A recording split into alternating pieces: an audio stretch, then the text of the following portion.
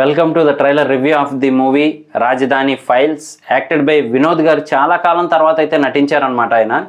So ఇంతకుముందు అయితే హీరోగా నటించారు. మంచి హైటు, పర్సనాలిటీ కరెక్ట్గా ఉండేవాళ్ళు అనమాట అప్పట్లో హీరోగా.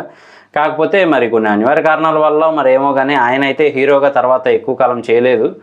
సో చిన్న చిన్న క్యారెక్టర్స్ అయితే ప్లే చేస్తూ వచ్చారు, కానీ చాలా కాలం తర్వాత మళ్ళీ ఇందులో అయితే నటిస్తూ ఉన్నారనమాట.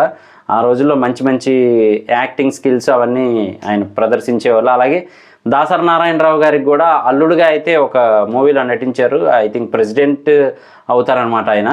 సో అలాంటి మూవీస్లో నటించి చాలా కాలం తర్వాత మళ్ళీ ఇప్పుడైతే నటిస్తూ ఉన్నారనమాట. సో మూవీ కాన్సెప్ట్ గమనిస్తే కనుక ఒక సమస్య గురించి పోరాడుతున్నట్టు, ఆ సమస్యని ఎలాగైనా పరిష్కరించుకోవాలి అని చెప్పి, అలాగే పొలిటికల్గా అయితే నడుస్తూ ఉంది స్టోరీ అంతా కూడా.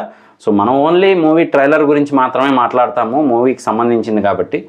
సో ఆ సమస్యను ఎలా పరిష్కరించుకున్నారు, లేదా ఆ సమస్య పరిష్కరించబడలేదా ఏంటి అనేది మెయిన్ కాన్సెప్ట్గా అయితే తీసుకున్నారనమాట ట్రైలర్లో. సో చూస్తుంటే మనకి ఆ మెయిన్ పాయింట్సే కొన్ని చూపిస్తూ ఉన్నారు. సో మూవీ ఎలా ఉంటుంది అనేది మాత్రం మనం వెయిట్ చేసి చూడాల్సిందే.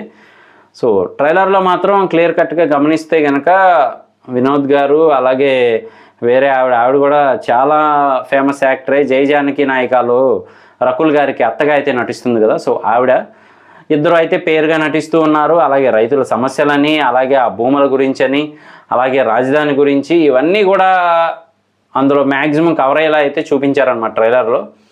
సో ట్రైలర్ అయితే కొంచెం ఇంట్రెస్టింగ్గానే ఉంది, అలాగే కొంచెం ఎక్కువగానే ఖర్చు పెట్టి తీసినట్టు తెలుస్తూ ఉందన్నమాట.